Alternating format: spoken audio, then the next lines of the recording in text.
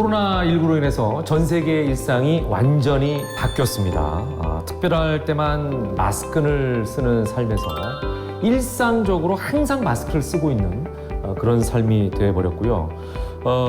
외부 활동을 즐기던 삶에서 이제는 웬만하면 집에 있어야 하는, 그래서 우리들에게는 집콕이라는 말이 굉장히 친숙한 그런 상황이 되어버렸죠.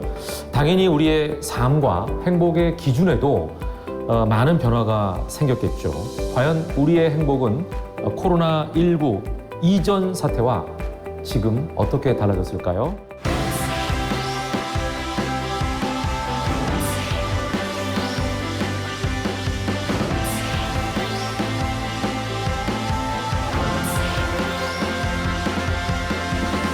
코로나로 사회적 거리두기가 계속됐지만 가족 간의 거리는 더 가까워지고 가족들과 함께하는 시간이 더 많아져서 참 아이러니하게도 가족끼리는 분쟁이 많이 생겼습니다. 이 시대의 가족들은 어떤 모습으로 살고 있을까요?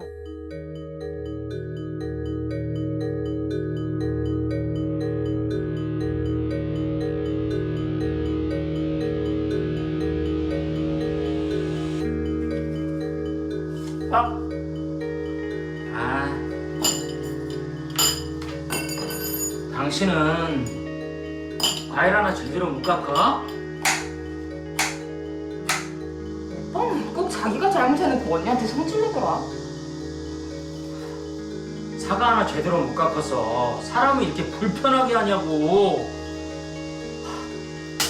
내가 말을 안 하면 똑바로 돌아가는 게 없어. 대체 왜 그렇게 사는 거야? 진짜. 뭐야? 나 진짜.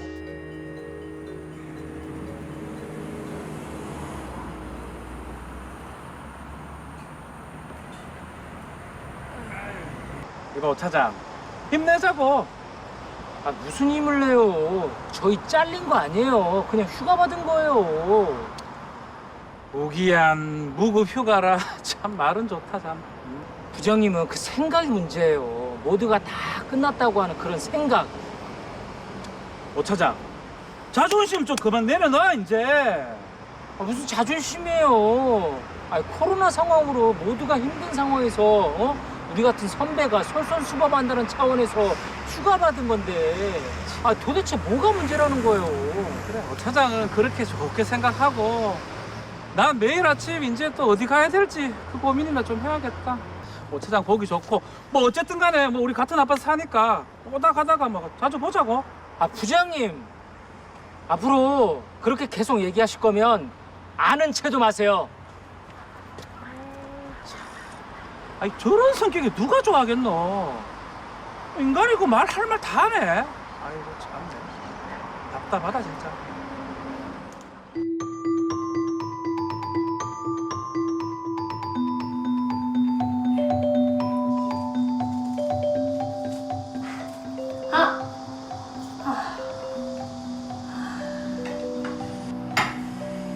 엄마 왜 이렇게 주의력이 없어?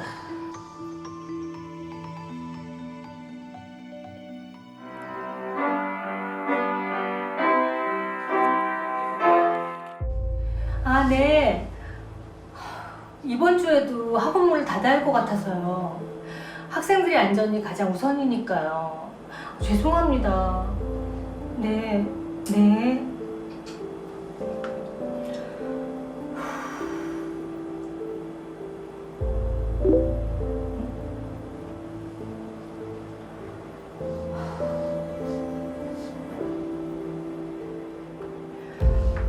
네, 여보세요?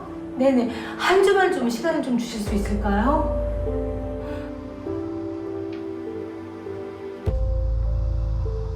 그냥 사랑한다 말하세요. 나도 당신을. 여보세요? 갚는다니까요. 그깟 돈 몇백 갖고 왜 이러세요? 그깟 돈 저한테 몇 달치 과외비도 안 됩니다. 지금 팬데믹 때문에 세상이 어려워서 그러나 본데 과외비 받자마자 쏴드릴 테니까 귀찮게 전화하지 마세요.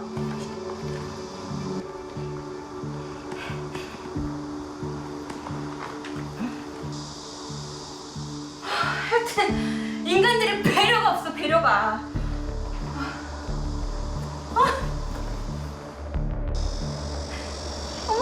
어머니 안녕하세요. 소지 오셨어요? 네, 준수 안에 있죠? 선생님. 그래. 죄송한데 준수 지금 다른 거 과외하고 있거든요. 그러니까 선생님 오늘 오신 가격은 제가 드릴게요. 죄송한데 제가 지금 급한 일이 있어서 먼저 가볼게요. 이보세요, 어머니.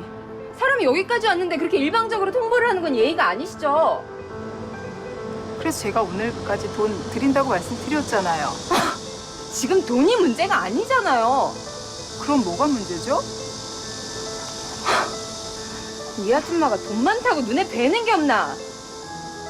세상에 돈 하니까 돈이면 단지 알아요? 그렇게 돈 많으시면 그 잘난 돌대가리 아들도 돈 쳐들어서 대학 보내고 돈 쳐들어서 과외시키지, 아니 취직을 시키지 과외는 뭐하러 시켜요?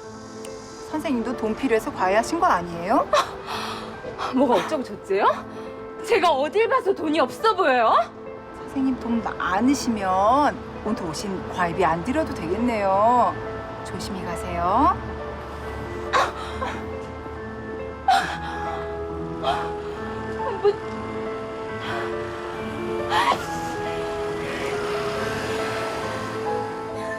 이 집안의 장손, 우리 집안의 미래, 우리 오대수 군께서 출타하신 일은 잘 되셨나 모르겠네. 고모는 아빠한테 얹혀 사는 주제에 미안한 줄 좀 알아라. 아휴. 뼈 빠지게 벌어서 유학 보냈던 아들도 집에 이렇게 얹혀 사는 것 같은데 난 뭐 그러면 안 되니?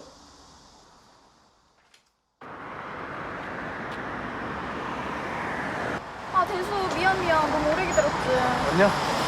근데 회사 안에서 보자더니. 아 그게 사실 저기 대수야. 왜? 말해. 사실 오늘 있을 면접 취소가 됐어. 그래서 아마 너한테 통보가 갈 거야. 뭐 취소? 아 대체 왜? 아, 이사님이 내 이력서 마음에 들어있다고 했잖아. 아 다음번에 너가 진짜 될 거야. 너무 불안해하지 마. 코로나와 관련된 드라마인가? 예. 이거는 1997년 IMF 때 생겼었던 드라마랑 거의 같아요. 그러니까 이렇게 더더군다나 상류층 부르주아 가정이고 예. 사실 지금 코로나 전국 때 여러 사회가 어려우니까 예. 정부라든가 이런 언론들에서 네네.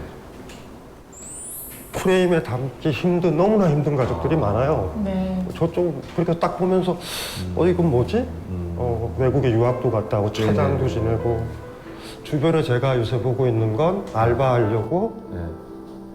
자전거나 킥보드 탄 대학생들을 제가 주로 보는데 그러니까 음식을 배달해 줘야 되잖아요. 그렇죠. 예. 저 사람들이 뭐가 문제지? 투정 부리는 것 같기도 하고 그래서 사실 그런 사람들을 많이 보는데 저는 많이 보거든요. 근데 언론에는 안 나온다 이 사람들이. 그러다 보니까 딱 볼 때 굳이 코로나가 아니어도 되는 사람들 그리고 코로나 빼고 1997년 IMF 때 네네네. 보면 그 모습이거든요 사실. 그래서 코로나적인 게 들어갔는가 이 안에 사실 들어갔는가 그리고 우리가 잡는 것들이 여전히 그러니까 중산층 이상의 부르주아 가정만 잡고 있는가 이게 뭐 하는 건가 철학자로서 일단은 그런 느낌이 들죠. 자, 이제 이 가족에 대한 얘기를 좀 한번 해볼게요. 오동필 가족을 통해서 제가 이제 각자의 어려움이 바로 사회에서 우리가 처한 모두의 상황이 아닐까라는 생각을 이제 하신 분도 많을 텐데 여기 이제 5명이 나옵니다. 아빠는 팬데믹으로 실직을 눈앞에 두고 있는 그런 사람이고요. 엄마는 자영업자의 어려움을 또 드러내고 있는 사람이고요. 고모는 꿈이 있었지만 이루지 못했고 결혼도 못하고 있는 그런 상황입니다. 프리랜서 어떻게 보면 이제 본인이 한 연기 과외를 할 수밖에 없는 그런 상황에 놓여 있고 아들은 해외 유학판데도 불구하고 취준생 상황에서 머물러 있는 이런 조금은 암울한 그런 상황. 딸은 MZ세대의 모습을 이제 대변하고 있습니다. 나 혼자만 생각하고 남은 좀 신경 쓰지 않는, 그죠? 미미미죠, 배려하지 않는. 미미미. 그렇죠. 이런 5명의 캐릭터를 통해서 어찌 보면 이제 이 사회 살아가는 구성원들을 좀 보여주고자 한 게 이제 이 드라마의 의도라고 볼 수 있는데, 자 여기서 한 분 한 분을 좀 짚어서 좀 설명을 좀 해주시면 좋을 것 같아요. 일단 어려운 시기 가장으로 살아간다는 그 의미가 뭔지. 이제는 이제 아까 본캐, 부캐 이런 얘기가 좀 나왔잖아요. 근데 지금은 어떤 직장에 들어갔을 때 특히 젊은 사람들이 이 직장이 나의 본캐라고 생각하지 않아요. 그러니까 본캐는 나고 이 직장은 부캐 중에서 조금 더 비중이 있는 거라는 거죠. 그럴 수밖에 없는 게 실제로 이제 그 직장에 다니는 사람들이 도대체 몇 살 정도에 보통 퇴사를 하는가가 이전에는 평균 53세였어요. 근데 지금은 49.5세로 이게 떨어졌거든요. 확 떨어졌죠. 50세 이전에 퇴사를 한단 말이죠. 그러면 수명 같은 거를 보면은 1970년생, 지금 한 50대 정도 된 사람들의 절반이 90살까지 산다고 해요. 통계청 자료입니다. 그러면 앞으로 생각했을 때 앞으로 40-50년을 더 살아야 되는 거예요, 자체가. 그러니까 아까 말한 것처럼 나의 어떤 부캐를 어떻게 개발할 것인가 이런 거가 되게 중요한데 아마도 이 가족 내에서도 지금 가장인 경우도 여러 가지 어떤 무휴직 상태에 있고 또 자영업 하시는 분도 계시고 그다음에 또 지금 자기 나름대로 프리랜서 이거를 하는데 어떤 이 불안정성을 대처하기 위해 사람들이 어떤 노력을 하는가가 앞으로의 어떤, 왜냐면 이게 자기 어떤 일하는 것 자체가 행복의 중요한 요소 중에 하나잖아요. 단지 임금만 있는 게 아니라 자기 가치를 실현하는 측면도 있는 거기 때문에 그래서 훨씬 더 좀 더 유연한 어떤 사고방식 그다음에 이런 것들이 필요한 시점이 되지 않았나 이렇게 생각이 듭니다.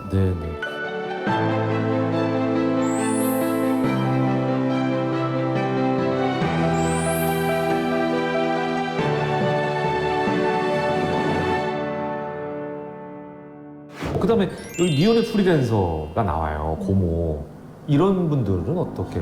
말씀드렸지만 그것도 뭐 하나의 자기 방어일 수는 있겠는데 요즘 뭐 여러 가지 그 힐링과 관련된 뭐 단어들 있지만 저 개인적으로 한 키워드 2가지를 뽑아보라고 하면 하나는 연결이고 하나는 공간인 것 같습니다.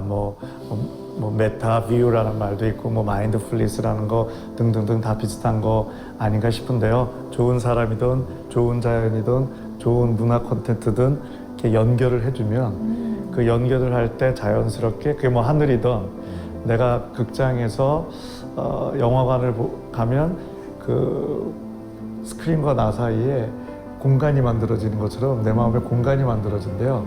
그때 이루어지는 게 주인공으로서의 나가 아니라 관객으로서 이렇게 나를 바라봐주는 여유가 생긴다고 하는데, 예를 들어서 코로나 때문에 너무 힘들어 이 망할 인생인데 관객으로 보면 코로나 때문에 힘들지만 그래도 최선을 다하는 나 멋있어. 미나리의 윤여정 씨 캐릭터로 인생을 실제 살고 싶은 분은 없겠지만 관객으로서의 그 캐릭터와 윤여정 씨는 너무 멋진 것처럼 뭐 그런 거가 사실은 지금 현재와 만나지 않고 너무 미래나 과거랑 가고 있으면 이제 현재와의 만남이 적어지니까 더 좀 불안이나 여러 가지 불편함이 더 많아질 수 있다고 하는데요. 그러니까 뭐 요즘 그런 게 좀 트레이닝이나 훈련이 필요하다고도 합니다. 왜냐면 불안하다 보면 자꾸 미래나 과거로 가려는 생각들이 힘들이 강해지니까. 가족끼리 속 터놓고 허심탄회하게 얘기하는 게 힘든 이유는 뭘까요? 이게 제 생각에는 이제 가족은 서로 너무 잘 안다고 생각하는 것 같아요. 그러니까 아니 뭐 수십 년 같이 살았는데 이 정도는 당연히 알겠지 이렇게 생각하고 기대하는 바가 있죠. 그러니까 보통 근데 저는 이제 가족 내에서 보면은 가족끼리 서로 하는 얘기를 잘 듣나? 왜냐면 이게 워낙 익숙하니까 어떤 말이 시작되면 뒷말을 듣거든요. 쉽게 말하면 말하는 내용 중에 콘텐츠는 빨리 처리가 돼요. 그런데 그 콘텐츠를 정말 말하는 심정은 어떤가 이것까지 듣느냐는 아닌 것 같거든요. 훨씬 더.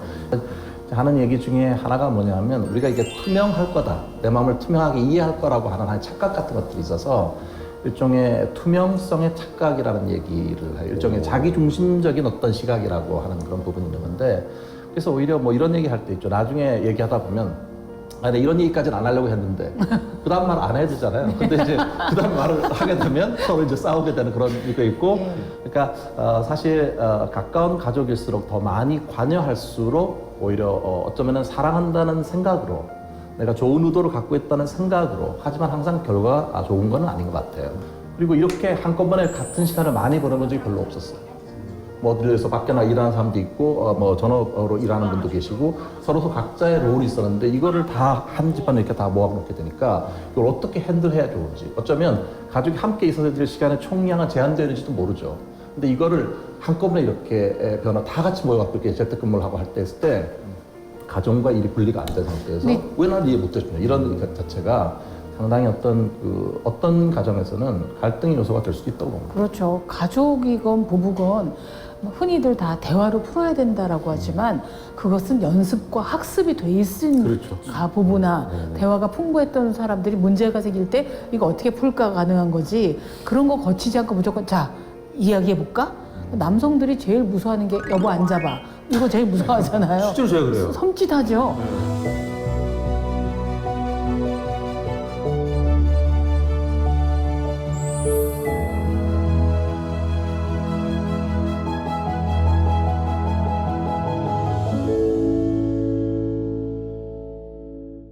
(20대) 여성이 가장 큰 타격인데 그 이유 중에 하나가 실제로 저희가 이제 왜 핫라인이라고 해서 왜 위기 전화 같은 거를 받잖아요. 저는 장담하는 사람이니까 그러면 가장 많이 전화 걸려오는 일종의 자살 시도자들 중에서 퍼센트를 보면 2019년에 비해서 2020년도에 어떻게 달라졌는 걸 봤더니 20대가 43%가 증가를 했고요. 여성은 15%가 증가를 했어요. 근데 남성은 1%만 증가를 했답니다. 그럼 왜 20대하고 그다음에 여성이 이렇게 타격을 받는가?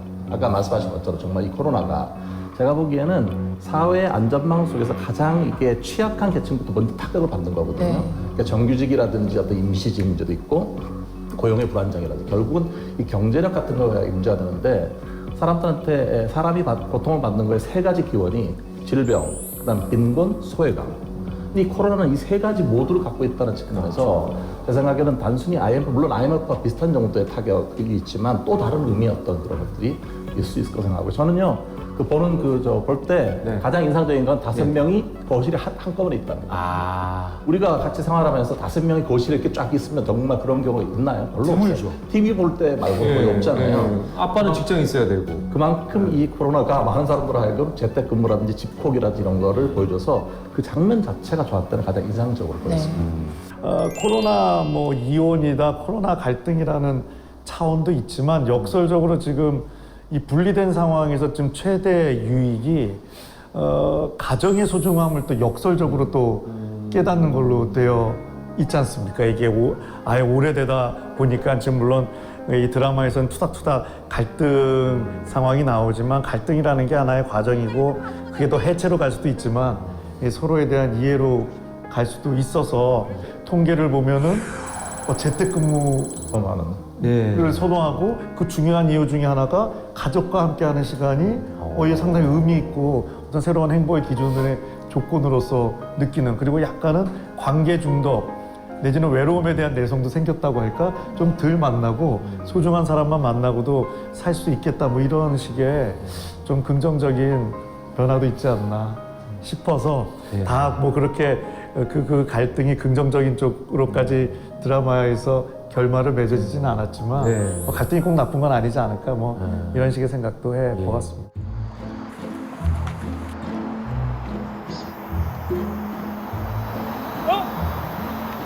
짜자! 짜자! 부장님! 웬일이고? 아니 그냥 늘어지게 사는 거 싫었어요. 그냥 운동 나왔어요, 운동. 슬리퍼 신고 운동한다고? 요즘 이 슬리퍼가 잘 나왔어요. 잘 나왔네. 네. 이거는 뭐라? 자, 사실 내가 사장한테 가 직접 그런 얘기를 했지. 뭐라고요? 제가 회사의 모든 책임지겠습니다. 박 부장님이요? 그래. 박 부장님이 사장님한테 말씀드렸다고요? 못 믿겠지만 나도 지금은 좀 이렇지만 나도 옛날에 오 차장처럼 멋있고 뭐 자존심도 셌었어. 아이고. 그래서 부장님 요즘에 뭐 하시는데요? 참. 자, 짜잔. 자.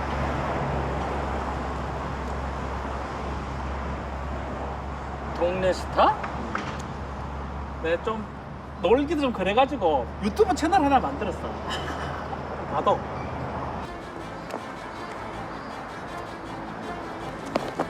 오빠!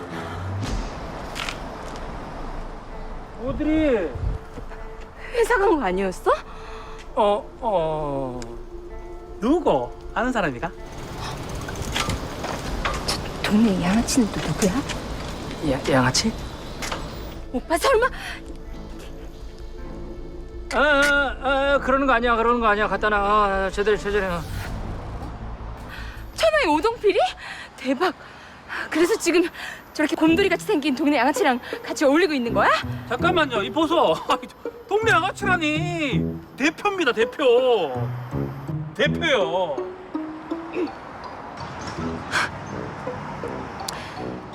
동네 변호사가 아니라서 참 다행이네요. 오빠, 오동팔 너도 참 진짜 넌 어딜 이렇게 싸돌아다니는 거야? 마스크도 없이. 싸돌아다니긴 마스크는 내 미모 때문에 안 한 거고 나 백신 맞았거든? 그리고 싸돌아다니는 게 아니라 언니한테 가는 거야. 언니한테 왜? 또 돈 떨어졌냐? 언니 하고 있는 일 도울 일 있나 해서 가는 거다. 왜? 너 언니한테 가서 입 조심해라. 뭘 조심해? 오빠 잘린 거? 아니면 동네 양아치랑 이러고 노는 거? 말그 함부로 하지 마세요. 아니요, 저희 부장님, 아니요, 저희 부장님. 되게 말을 함부로 한다 하죠. 요즘에 동네 스타, 그러니까 내가 이렇게 뭐냐 한번. 구독자가 100이요, 100. 이거 부장님.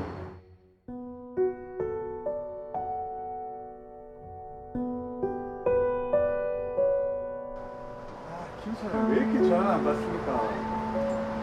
오늘 무슨 며칠이요? 이번 주까지 몇개 하세요? 추가.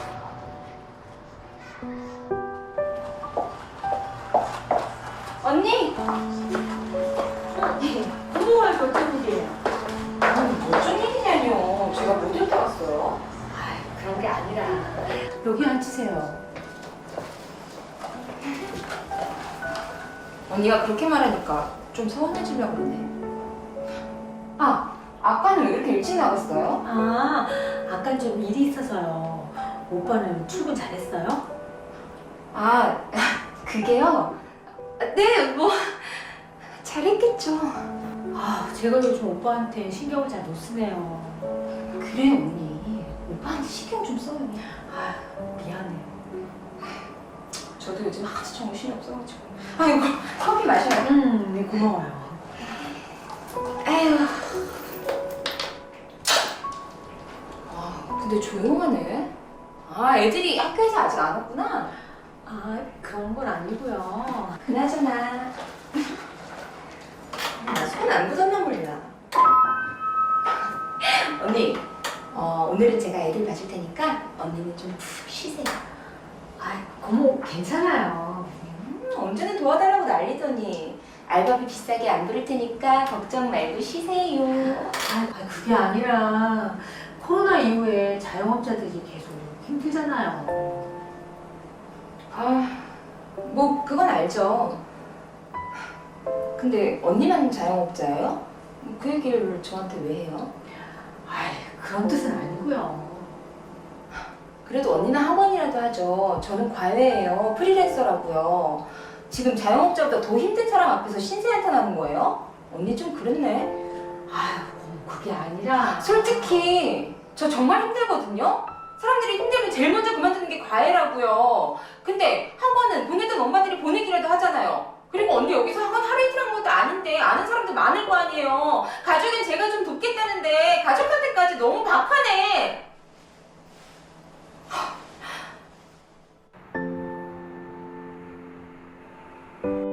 원장님 좋았습니다. 안녕하세요. 사장님. 사장님 아니고 우리 아버지가 하늘보다 높다는 건물주. 난 아들. 아들이시구나. 아버지가 아프신가 봐요. 아버지가 좀 아파. 그래 내가 장가는 못 가는데 우리 아버지 허도를 좀 해야 되겠는데 왜 벌써 들어왔지 그래서. 그렇구나. 잠깐 못 가셨구나. 아유 죄송합니다. 근데 그 아내 같은 건물주 아버님한테 제가 말씀 좀 한 번만 잘해주세요. 제가 꼭 은혜 갚을게요. 아가씨 말 잘했네. 그 은혜를 지갑붙이 빨리 말해줘야 우리 애들도 빨리 끝날 것 같은데. 네? 아가씨요? 아가씨 맞는데. 네, 맞죠. 뭐 아가씨지 뭐. 은혜를 갚으시라는 말이 그거구나. 아가씨, 그러면 안 돼요. 아니요, 언니. 괜찮아요. 저기 안 그래도 내가 언니한테 말하지 못한 게 있거든요.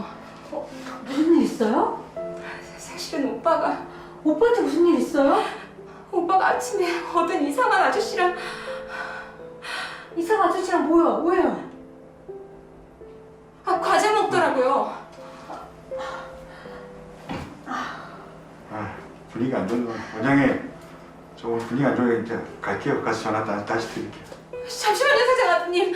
한 번만 제가 은혜를 꼭 갚아드릴 테니까 기회를 좀 주세요. 금방 갚을게요. 제발요, 사장아님. 좀 연기 그만하소. 더위를 쌍으로 드셨나?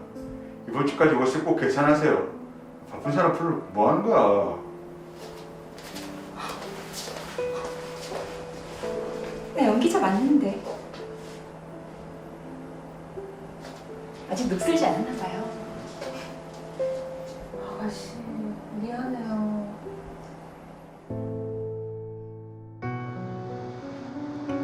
언니? 나 동필이에요. 있잖아요, 오동필. 아시잖아요, 내가 어떤 아들인지. 어? 경영학과 수석 졸업, 우리 회사 최연소 과장, 차장 승진. 천하의 오동필. 아시잖아요. 인생은 60부터라는데 나 오동필 내 인생 시작도 안 했어.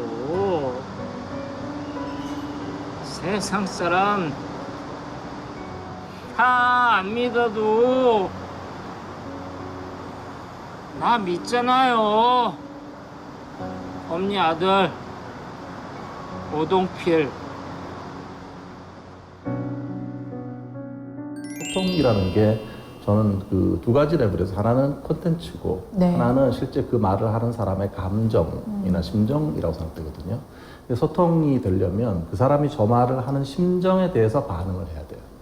반응해야 되는데 가족끼리는 너무 잘 안다고 생각하기 때문에 어떻게 보면 한 사람이 되게 반복적으로 어떤 얘기를 지금 계속 하고 있는데도 불구하고 그 말의 신호라든지 이런 것들을 밖에 또 사회생활 할 때만큼 어쩌면 주의를 많이 기울이지 않는 부분이 있는 거니까 그 사람이 말하는 저 심정, 진짜 저 말을 하는 진짜 의도와 의도가 소통되게 하는 게 되게 중요한데 그건 말씀하신 것처럼 대화나 훈련이나 이런 것도 필요하지 않을까 그렇죠. 생각이 돼요. 예. 대화를 많이 해라. 자녀들이 제일 원하는 게 뭘 것 같냐 이렇게 뭐래요? 질문했더니 부모님들은 다 더 나를 위해서 시간을 많이 내주고 대화도 하고 놀아주기를 바란다고 자녀들이 나한테 얘기할 것 같다라고 했대요. 근데 실제 자녀들의 대답은 좀 저기 바깥쪽에 지친 고개를 모습 돌돌이 좀 하시는 분 계세요. 지친 모습 좀 보이지 않았으면 좋겠다.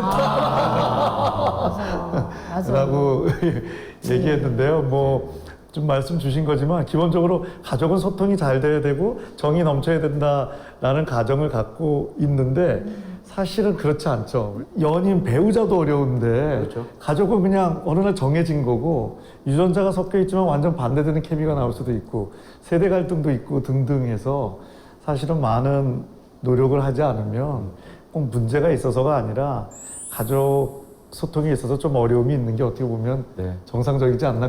자, 여기 그 딸이 이제 오로라입니다. 초등학생인데 여기 이제 메신저나 SNS로 대화를 하려고 직접적인 대화를 하지 않아요. 예. 습관처럼 이제 스마트폰을 들여다보고 예, 이런 걸 보면 이 메신저나 미디어가 지금 점점 많아지고 있는 시대잖아요. 그죠? 강 박사님께 좀 여쭤볼게요. 철학자 입장에선 이런 모습들이 어떻게 보입니까? 어떤 분들은 이제 미디어가 있으니까 대화 주제가 더 다양해지고 돌아가신 할머니의 동영상을 찍어놓고 보고 싶을 때 본다고 그래서 할머니가 우는 건 아니에요. 그러니까 시각은 굉장히 피상적이에요. 근데 젊은 친구들이나 일반 사람들은 그 동영상만 봤다고 그 사람을 만났고 그 지역에 갔다고 착각을 해요. 그러니까 아무리 편집을 많이 편집된 화면이에요, 사실은. 그렇죠. 그러니까 오히려 이 화면을 보고서 그 사람을 보고 싶어서 가야 되는데 그래서 우리는 원초적이에요. 우리 집 아이가 예를 들면 스마트폰을 너무 많이 본다라고 보지 마라고 하는 건 세계를 경험하라는 얘기예요. 네, 예. 그 경험이 쌓여야 어른이잖아. 근데 어른이 된 게 동영상만 보고 어른이 됐어. 그러면 나중에 현실적 문제에서 어떻게 할 거예요, 나중에 눈도 아프고 동영상 보기도 힘들어져요. 그럴 때 직접 문자 교환하고 영상 교환하는 걸로 만족 안 되는 할아버지 할머니가 됐을 때 저 먼 또 증손자들 생겼잖아요. 그냥 영상 보내는 걸로 안부 왔다고 생각할 때 이게 굉장히 진짜 위험한 거죠. 그러네요. 우리 삶에서 진짜 중요한 거는 그러니까 부정하진 않아요. 철학자 입장에서 대부분 철학자들이 그 시각을 근데 그것이 내가 만지러 가고 싶다. 직접 먹어야 된다. 할머니 사진 보니 영상 보니 가봐야 되겠어. 까지 가야 되는데 영상 보냈어. 영상 봤어. 끝. 이게 이제 심각한 거죠. 네. 유 작가님께 좀 여쭤볼게요. 네. 여기 아버지 오동필 씨하고 고모 오드리 양이 나오잖아요. 네. 두 사람은 이제 현재는 굉장히 무능해요. 어떻게 보면 네. 무기력하고 네. 과거에 화냈던 지 자꾸 기억합니다. 그러다 네. 보니까 이제 흔히 우리들 그러잖아요. 내가 왕년엔, 내가 예전엔, 나 때는 뭐 이러해서 이제 뭐 라떼 이즈 홀스라는 말도 뭐 우리가 네. 유행어처럼 썼는데 왜 옛날 모습에 집착하는 걸까요? 현재가 고통스럽고 불만족스럽기 때문에 그런 거죠. 회피 현상인가요? 예, 일종 회피 현상일 수도 있고 또 하나는 제가 이제 어떤 강의장 갔는데 대학생이 이런 질문을 하더라고요. 수많은 분을 만나보셨을 텐데 가장 행복한 사람들은 공통점이 뭔가요? 다 다르죠. 근데 제가 만나봤을 때 그분이 행복한 사람이라 느끼는 건 뭐냐면 행복한 사람들은 옛날 얘기를 안 하더라고요. 예.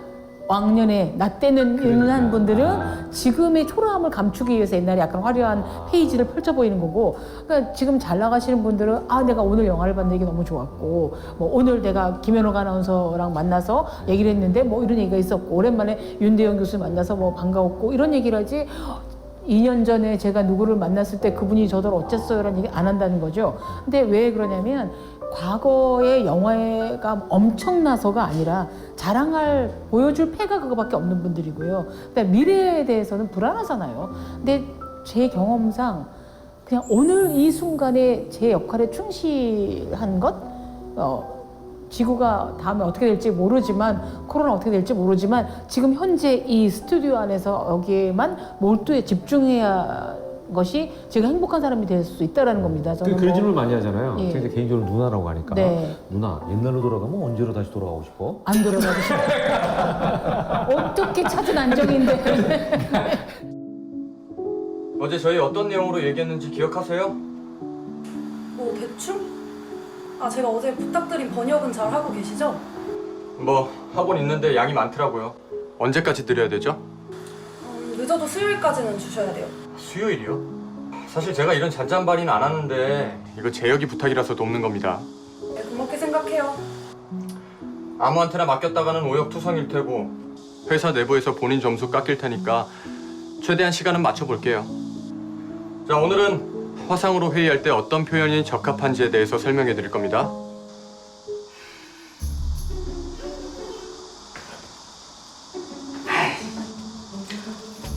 근데 대수 얘는 요즘 왜 이러는 거야? 요즘에 밤새 잠도 안 자더니 오늘도 하루 종일 컴퓨터 앞인가 봐. 야, 너 요새 많이 외롭냐? 아니 매일 밤새 잠도 안 자더니만 오늘은 하루 종일 컴퓨터 앞에서 중얼중얼. 야, 늦게 배운 도둑질이 무섭다더니 아주 오락에 푹 빠졌구나. 고모도 이제 늙어서 밤잠이 없나 보네. 오대수, 제발 컴퓨터의 노예가 되지 말고 네 인생의 주인공이 좀 돼봐. 내가 오대수 너 알아서 잘 하겠지 하고 지켜보고 있는데 너 그거밖에 안 되는 게냐? 너 아버지가 얘기하는데 어디서 아유 유학 괜히 보냈어. 아휴, 나도 씻으러나 가야겠다.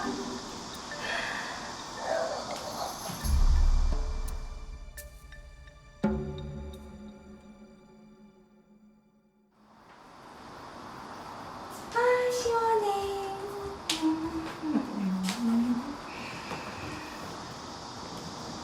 언니, 오빠 잘린 거 절대 저한테 들었다고 얘기하시면 안 돼요? 네. 오빠한테도 제 얘기 절대 하면 안 돼요. 어머, 아빠 잘렸어? 야, 조용히 해. 너는 웬일로 가족끼리 관심을 갖냐? 우리 이제 뭐 먹고 살아? 혜진이는 아빠도 잘렸대. 회사가 어려워서 잠깐 휴가 받으신 거야. 그리고 인생이 원래 좋았다 나빴다 좋았다 그러는 거야. 그런데 왜 고마 인생은 좋았다 나빴다 나빴다야? 아이씨, 조그만 게 진짜. 아유, 네가 내 딸이 아닌 걸 다행인 줄 알아라. 로라야, 우리 딸은 걱정할 거 하나 없어. 우리 가족 모두 이렇게 건강하게 우리 또 함께 모여 살고 얼마나 행복한데. 엄마는 이게 행복이야? 아빠는 다 늙어서 회사 잘리고 늙은 노처녀 데리고 살고 아들은 만년 취준생에 대체 어느 대목에서 행복한 건데? 로라야, 엄마 어렸을 때는 말이야. 잠깐! 언니 설마 라떼는 말이야 이런 거 하려는 거 아니죠? 야 오로라, 너 얼른 방에 들어가서 숙제나 해. 네가 공부를 잘하고 네가 잘나고 네가 성공해야 행복한 거야. 행복은 성공해야 되는 거라고, 어? 어차피 이생망인데 숙제는 해서 뭐해? 젊은 애들 대화 볼만하네. 난 성공한 사람한테 취직하고 싶은데 그것도 경쟁률이 너무 세더라. 자본금이 은근히 많이 필요하거든. 고모, 한심한 소리 하지 좀 마. 그러니까 로라야, 행복이란 건 말이지. 아, 엄마, 솔직히 행복 없잖아. 학생으로 인생 15년 보내고 죽어라 공부하고 또 공부하고 또 공부했는데 어디 취직이라도 못하면 진짜 취급이나 받고 세상 그 어디도 편하지가 않은데 대체 행복이 어딨어? 차라리 정답 말고 우리가 어떻게 해야 행복을 느낄 수 있는지 그걸 얘기해줘요. 행복이라는 거 말고 내가 어떻게 해야 행복을 느낄 수 있는지 나한테 그 정답을 얘기해줘요. 예?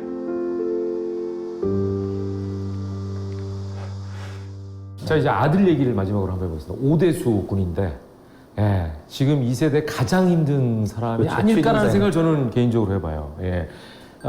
복지 얘기할 때 가장 좋은 복지가 일자리다라는 얘기들을 취준생들은 하거든요. 어떻게 해야 될까요? 사실 일자리 문제 되게 참 크죠. 그러니까 지금 젊은 세대들 보면 뭐 저도 기성세대니까 기성세대 입장에서 좀 미안한 마음이 들어요. 그러니까 저희 때는 그렇게까지 정말 취업이라든지 이런 것이 힘들지 않았거든요. 지금은 사람들이 스펙 쌓기에 많이 내몰리잖아요. 그러니까 뭐 입사 지원서를 낸 사람들 중에 상당수가 다 좋은 스펙이에요. 근데 지난번에 제가 아는 어떤 그 회사를 보니까 800명 뽑는데 16,000명이 지원을 했대요. 근데 그 중간에 스펙을 보면 다 좋은 거예요. 그러니까 인사 담당자 얘기가 누구를 뽑아야 될지를 모를 정도로 그렇다고 얘기를 하는데 그러니까 노력하거든요. 그러니까 젊은이들이 노력을 하는데 실제 자기 마음만큼 이게 성공하거나 뭔가 그쪽에서 그보다는 실패가 하는 경우가 가능성이 많은데 많은 경우에 우울을 이해할 때 두 가지를 얘기하거든요. 우울은 상실감 아니면 실패감과 관련되어 있다. 근데 그런 의미에서 상당히 내가 뭔가 나름대로 기준도 세우고 해외 유학까지 했으니까 오대수 입장에서는 뭔가 내가 이 정도의 어떤 저런 게 있을 거라고 생각하는데 현실은 그렇게 녹록하지 않고 또 나름대로 집에서 받아왔던 어떤 기대라든지 이런 것도 부모님의 뭐 아버님의 기대라든지 이런 걸 하면 뭔가를 잘해야 한다라고 하는 거. 그러니까 저는 이제 보면 우울한 사람들하고 얘기를 해보면 그 밑에 많은 것 중에 하나가 되게 뭔가 잘해야 한다는 생각이 드는데 부담감이네요. 두 가지 버전이 있어요. 그러니까 잘해야 한다는 것이 탁월함을 추구하는 것 자체는 좋은 거라고 봅니다. 뭔가 성취를 한다는 의미에서. 근데 잘못하면 안 된다 쪽으로 돌아가게 되면 그래서 만약에 해서 뭔가 자기가 생각하는 이상적인 자기와 자기 현재 모습이 괴리감을 많이 갖게 되잖아요. 퇴튜던트라는 게 있더라고요. 퇴근 후에 다시 스튜던트가 된다라는 사람들도 있다는 거죠. 퇴튜던트. 발음하기 어려서 조심해야 됩니다. 퇴근 후에 잘못하면 스튜던트다. 심이 나갈 수 있기 때문에. 그런데 제 생각에는 그런 부분에서 보면 저는 그게 어떤 노력하고 잘하고 싶어하는 사람들 중에는 두 가지는 아닌 것 같아요. 우울해지는 사람은 내가 실수하면 안 된다, 실패하면 안 된다 쪽으로 가는 사람이고 그렇지 않고 보다 더 그 안에서 성공해 나가는 사람은 내가 좀 더 이거를 원하고 이거를 하려고 노력하고 있다. 이쪽 사이드를 더 많이 빛을 비추는 사람들인 것 같거든요. 그런 면에서 이걸 그 오대수 입장에서도 지금이 어떤 면 하나의 위기이지만 또 기회일 수도 있는 거잖아요. 자기를 개발하고 갈 수 있는 거에서 그런 측면에서 이걸 어떻게 받아들이고 있느냐가 다른 결과를 낼 수 있다고 생각이 드네요. 네.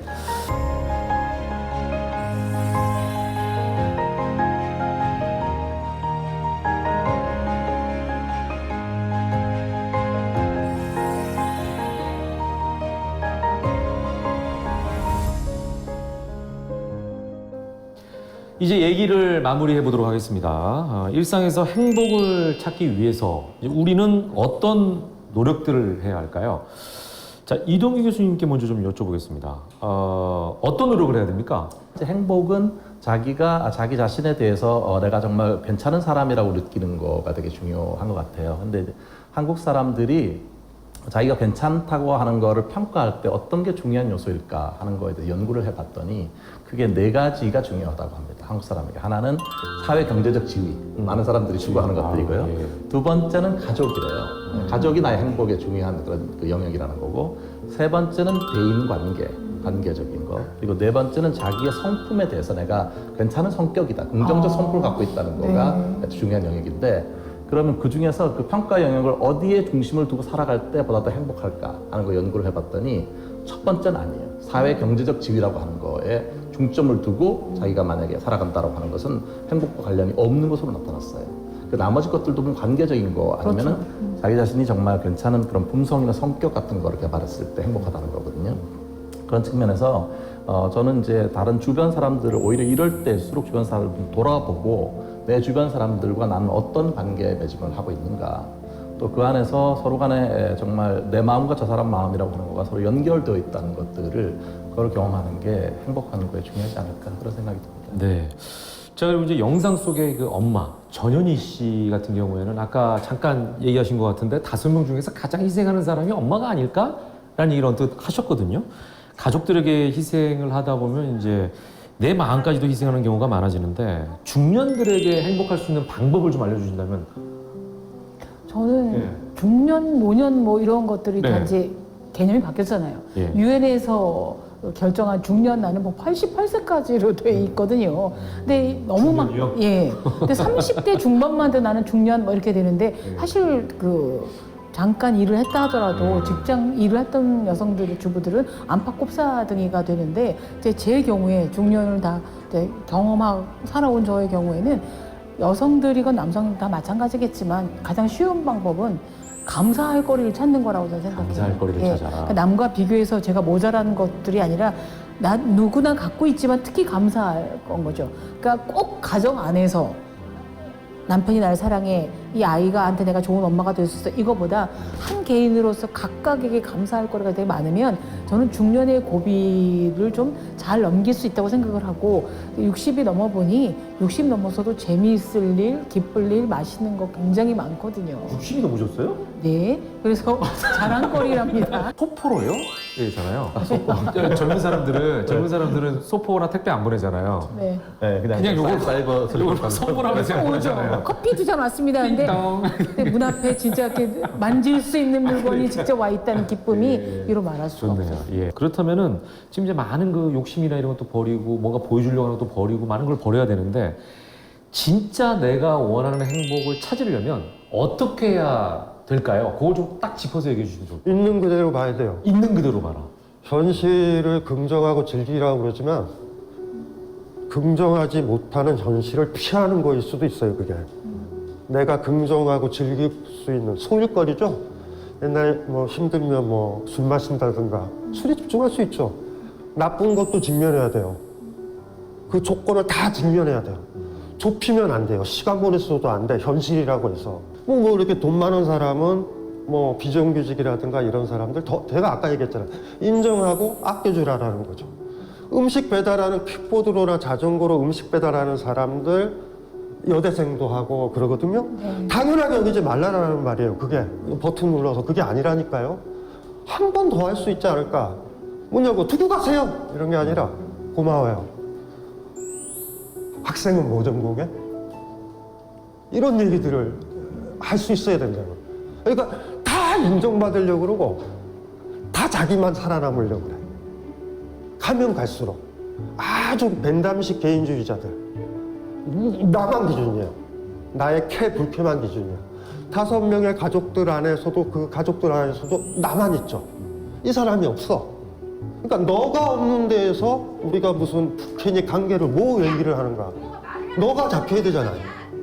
나 아플 때 이 사람은 더 아플 수 있다라는 그 감수성이 없고, 시간이 가면 갈수록 그게 더 생겨야 되는데 성숙인데 코로나 때문에 아쉬운 게 그런 것들이에요. 그런 개인이 성장할 기회를 거의 없애버린다. 왜냐하면 만나고 부딪혀야 그게 되잖아.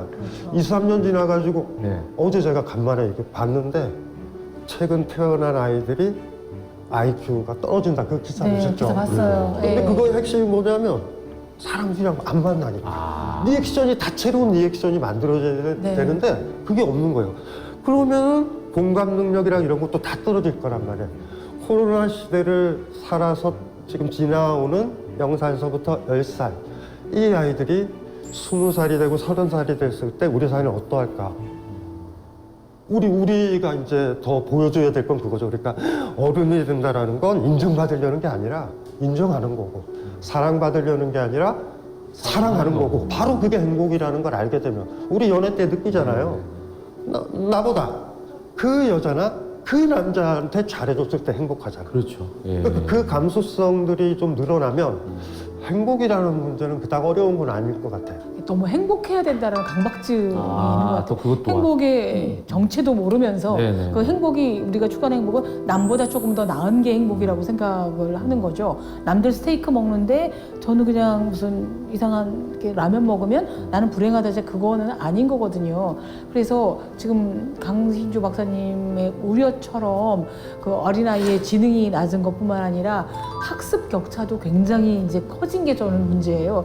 직장을 언젠가 할 수도 있고 코비드 백신만이 아니라 코로나 백신만이 아니라 치료제가 나오는 순간 우리 예전에 스페인 독감이나 뭐 또 다른 뭐 이런 전염병이 잊혀졌듯이 할 수 있겠으나 이런 접촉과 관계가 맺어지지 못해서 오는 정서적이라든가 뭐 지능이라든가 아니면 사회에서의 이렇게 좀 미숙함들을 이거를 우리 가족 그다음에 우리 또 직장 사회에서 어떻게 더 다 좀 시간을 갖고 이끌어 나갈 수 있을까에 초점이 맞춰줘야 되죠. 제가 예컨대 오늘 이 프로그램 되게 기뻤으면 이제 돌아가서 저는 지금 딸이랑 손주를 볼 예정인데 딸한테 자랑할 거란 얘기죠. 아 오늘 뭐 강신주 목사도 만났고 뭐 어쩌고 이렇게 이런 것들이 좀 많은 기회가 됐으면 좋겠습니다. 그거 역시 관계가 좀 풀려야 되는 거기 때문에 좀 이렇게 이런 관계들 좁지만 그래도 깊은 관계들이 좀 많아졌으면 좋겠습니다. 요즘 환경으로 얘기하면 저희 프로그램이 재미있으면 여러분 좋아요. 많이 들어주시기 바랍니다. 요 멘트랑 비슷한 거죠. 예. 자, 예. 자, 윤 교수님께도 여쭤볼게요. 이제 이런 시대에 지치고 어렵다라는 이제 생각이 많이 들 텐데, 이런 우리의 마음을 충전할 수 있는 방법에 대해서도 좀 얘기해 주세요. 사실은 뭐 지금 다 말씀들 주신 것 같아요. 뭐 행복이 뭐 꼭 감정은 아니지만 감정이라고 한다면 마음에서 느끼는 건데 이게 마음이 독립적인 게 아니라 우리 강 박사님 말씀 주신 것처럼 복잡한 우리 사회경제적 생태계와 맞물려 있기 때문에 뭐 이것 자체가 좀 좋아져야 기본적으로 행복이 있을 수 있겠죠. 그래서 저는 항상 좀 생각하는 게 우울해도 행복할 수 있어야 감정이 아닌 그 느낌을 그대로 느끼는 것 자체도 소중한 내 인생의 경험이라고 할 수 있어야 이게 어떤 일과의 관계든 사람과의 관계든 뭐 그런 생각을 하는데요. 오늘 좀 드라마로 들어가서 좀 몇 가지 적용을 해본다면 우리 박지훈 변호사와 우리 뭐죠? 그 가장 오드리 말고 그 가장 오대수 씨가 오동필 씨가 만나면 폰만 잡잖아요. 내가 뭐 하고 했는데 이 연구를 해보면 뭐 남자들의 눈물샘이 더 작지 않습니다. 단지 울면 안 된다는 교육을 더 받은 것뿐. 그래서 저는 두 분이 자꾸 옛날 얘기하고 그런 것보다 한번 뭐 막걸리 한잔 해도 좋으니 둘이서 안고 너무 힘들다고 엉엉 우는 시간을 한번 가지는 게 좀 필요하지 않을까 싶고요. 오드리랑 거기 이제 조카죠. 취준생 이런 분들한테는 자기 자존심 지키는 것도 중요하지만 제가 뭐 이렇게 퍼포먼스 전문가는 아니지만 어쨌든 지금 자기가 좀 롤모델로 삼고 쫓아갈 사람이 필요하잖아요. 자기 환상 속에만 있으면은 구체적으로 어려우니까 요즘 그 right person 너무 많은 사람한테 조언을 들으면 결정이 더 어렵다라는 얘기도 있거든요. 바로 나한테 정확한 충고를 줄 수 있는 그 한 명. 그러면서 동시에 내가 더 나를 확장할 수 있는 이런 좋은 네트워크들을 이렇게 하시다 보면 그게 기회가 돼서 그 두 분한테 일이 중요하니까 그렇죠. 그런 말씀 드리고 싶고요. 우리 저기 어머님은 진짜 스스로 훌륭하시다. 네. 박사님 어머님 때문에 좀 유지가 그러니까 돼서 유지가 된다. 네, 그래서 저런 가족 중에 제일 먼저 저한테 오시는 분이 어머님들이세요. 사실은 지쳐갖고. 네. 그래서 인상이 이렇게 좋으시구나. 인상은 네. 따님은 뭐 용돈만 충분하면 되니까 네. 저희가 모아서 보내주는 걸로 하면 되잖아요. 아니, 웃을 때 너무 똑같으신데? 김승현 씨는 너무 훌륭하시죠. 자, 오늘 그 네 분과 얘기를 나눠보니까 행복이란 거는 멀리 있지 않다라는 생각을 다시 한번 해보게 됩니다. 작은 거에 감사하고 예전에 그런 표현들이 있었어요. 네잎클로바는 행운이지만 세잎클로바는 행복이다. 그죠? 예, 많지 않은 그 네잎클로바를 찾으려고 막 노력하고 세잎클로바를 막 짓밟지만 사실은 내가 밟은 그 세잎클로바가 행복이다. 예, 그런 표현들을 많이 쓰시는데 비슷한 표현으로 또 가랑비에 옷 젖는다라는 속담이 있죠. 바로 행복이 그런 게 아닌가 싶습니다. 한꺼번에 쏟아지는 게 아니라 자그마한 것들이 쌓였을 때 결국은 내가 행복감을 느끼는 게 아닌가 이런 생각을 해봅니다. 자, 우울할수록 따뜻하고 좋은 소식들을 함께 공유하고요. 또 사회적 거리두기가 지속되더라도 가족 간의 거리는 가까워지도록 서로 노력하면 어떨까라는 생각을 하게 되네요. 무엇보다 가족이 가족다워지는 시간들이 많아졌으면 좋겠습니다. 긍정적인 사고로 이렇게 바꿔서 얘기할 때 말이죠. 자, 팬데믹 이후 행복을 말하다. 오늘 여기서 마치도록 하겠습니다. 함께해 주신 여러분 고맙습니다. 행복했습니다. 감사합니다. 고맙습니다. 네.